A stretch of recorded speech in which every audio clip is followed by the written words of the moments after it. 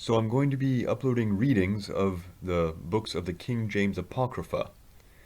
This is a section of the King James Bible that was originally published with it in 1611, and it remained in publication up until the early 19th century when the London Bible Society started to leave the Apocrypha out of their Bible printings. From that time on, most King James Bibles have been printed without the Apocrypha. The Apocrypha, also known as the Deuterocanon, or Second Canon, are books or parts of books that do not appear in the official Hebrew canon, Tanakh, but are found in the so-called Septuagint.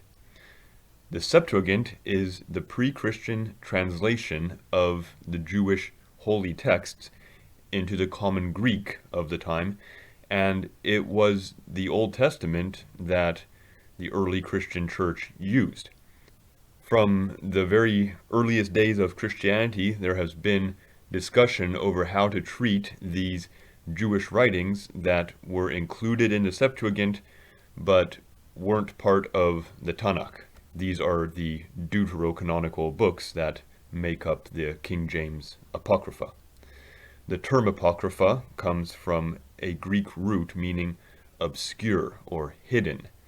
The term Deuterocanon was first used by a Catholic theologian named Sixtus of Siena. He lived in the 16th century in Italy. He was a Jewish man who converted to Christianity and became a Dominican scholar, and he worked with Jewish texts. He invented the terms proto-canon, meaning first canon, and deuterocanon, second canon, in order to categorize texts of the Old Testament. Personally, I prefer the term deuterocanonical.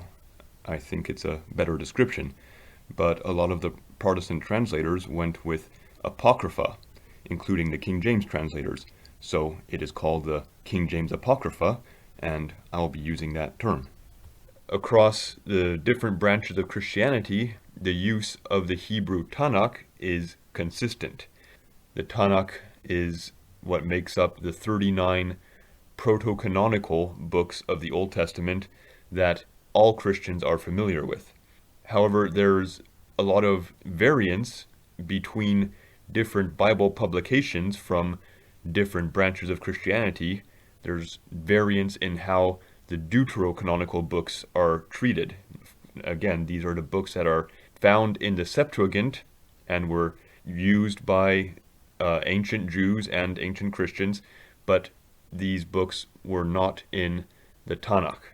For the purpose of these readings, my focus will only be on the King James Version Apocrypha. Different Bibles have different ways of treating these texts. I'm just going to be reading what is in the King James Version. The King James Apocrypha consists of 14 books. The full titles of these, as they appear in the original King James, are First Esdras,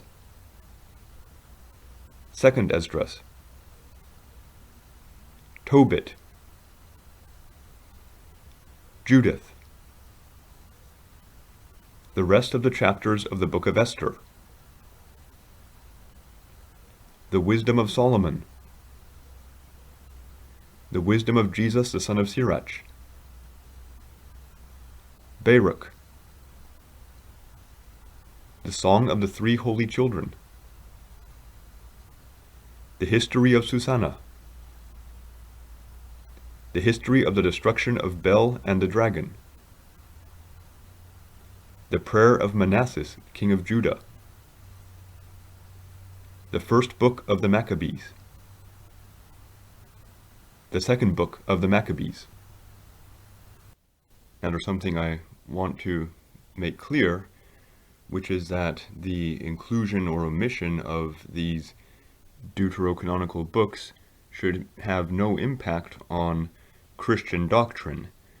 These books add nothing to the New Testament, and they add nothing to the law either. So including or omitting these books doesn't impact any of the core beliefs of Christianity. I think that the Anglican Articles of Religion from 1801 have a very good explanation on this, and I'm going to cite here from Article 6 what they say about these 14 books.